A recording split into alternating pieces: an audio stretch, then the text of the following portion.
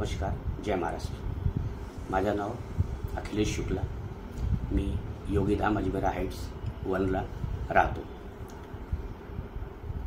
2 दिवसापासून हे जे प्रकरण माझ्या घरचा व्हायरल होत आहे, या संदर्भात माझे भाई बंधूंनो, मी आपल्याला या व्हिडिओच्या माध्यमातून काही महत्त्वाची वैशिष्ट्ये सांगणार आहोत। नेमके काय झालेले आहेत। माझे भावांनो, एक वर्षच्या अगोदर मी माझ्या घरचा इंटिरियर केला आणि इंटिरियरमध्ये माझा शू रॅक डाव्या बाजूनी उजव्या बाजूला केला। त्याच्यानंतर हे देशमुख फॅमिली ज्यांचा फ्लॅट नंबर 404 आहेत आणि कलवीकट्टे फॅमिली ज्यांचा फ्लॅट 403 आहेत, ह्या दोघांनी खूप त्याच्यामध्ये वादविवाद करून ऑब्जेक्शन घेतला आणि आम्हाला 1 वर्षापासून त्रास देत होतो की हा तुम्ही शू रॅक इथे का केला आहे, तुम्ही तिथेच करा किंवा तोडून आम्ही ह्याला तोडून फेकून देणार आहे। त्याच्यानंतर हे लोक माझ्या बायकोला खूप 1 वर्षापासून खूप त्रास देत होते आणि दररोज शिवीगाळ वगैरे करणे, तिला उलटसुलट सांगितलं, हे म्हणजे हे तेच 1 वर्षापासून त्यांच्या चालू होता। आणि माझी बायको हे सतत मला ऑफिसच्या आल्यानंतर ते सांगत होते, तरी पण मी हे कधी ह्याला हे नाही केलं। आणि 2 दिवसापासून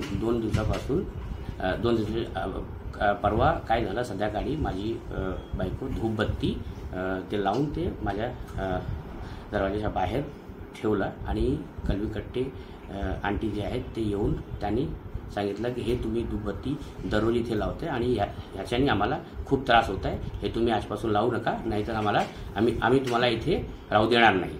आणि ते खूप माझ्या बायकोची शिवीगाळ सुरू केली।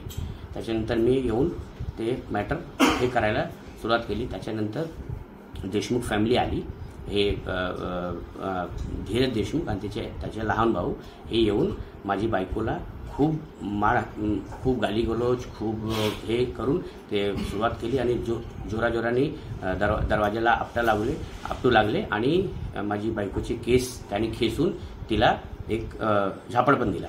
आणि त्याच्यानंतर मी हे सोडायला प्रयत्न केला आणि त्यांनी मला पण खूप शिवीगाळ केली। आणि त्याच्यानंतर हे लोक असा हे विषय जे आहेत हे दुसऱ्या बाजूनी करून हे व्हिडिओ व्हायरल करत आहेत। याच्या मागे जी व्हिडिओ व्हायरल होत आहेत त्याच्यामध्ये नुसतं झगडा जे चालू आहे तेच दिसत आहे, त्याच्या मागे नेमकं काय आहेत ते कोणाला माहिती नाही। ते मी आज ह्या व्हिडिओच्या द्वारे मी आपल्याला सांगितलं आहे। आणि मी आपल्याला सांगतो की हे जे देशमुख फॅमिली आम्हाला 1 वर्षापासून त्रास देत होते ते 2 दिवसाच्या अगोदर जे घडलं त्याच्यामध्ये माझेच मराठी भाई बंधूने सगळे येऊन मला सहकार्य केलं, त्यांनीच मला वाचवलं।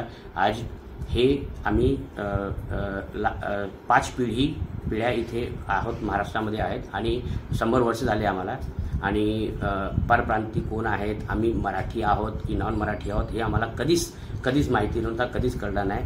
ह्या लोकांनी हा विषय एवढा गाजला की हा परप्रांती आहेत, हे आहे। त्यांनी माझ्या बायकोची शिवीगाळ करताना त्यांनी हे पण सांगितलं की तुम्ही भैया लोक तिथून आले, इथून घाण करतायत, आता मी तुम्हाला दाखवतो की आम्ही काय आहेत आणि तुम्हाला काय करणार। आणि याच्यानंतर मी सगळे हे आपले मराठी भाई बंधू जे आहेत त्यांनीच मला सहकार्य करून ते आले आणि आम्हाला वाचवलं। आणि मी आपल्याला हे सांगतो की आज 100 वर्ष झाले आम्हाला इथे राहायला।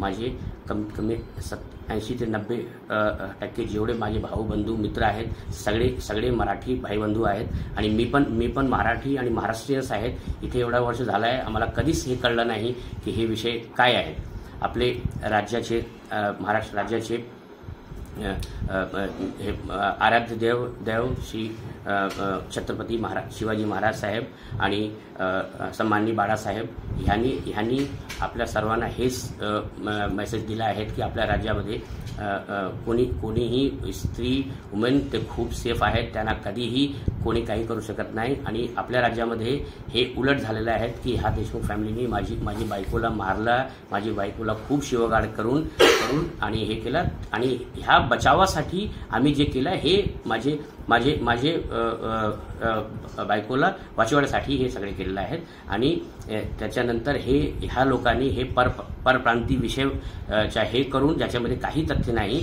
आणि हे विषय करून ते लोक विषय जे आहे ते डावलून कुठून ते कुठून करत आहेत आणि म्हणून मी ह्या व्हिडिओमधून आपल्या सगळ्यांना विनंती करतो की ह्याची जी सच्चाई आहेत हे आपण आपल्यानी बघावं आणि सर्व माझे मराठी भाई बंधूंनी मी पण महाराष्ट्रीयन आहे आम्हाला सहकार्य करावे आणि याची दक्षता घ्यावी.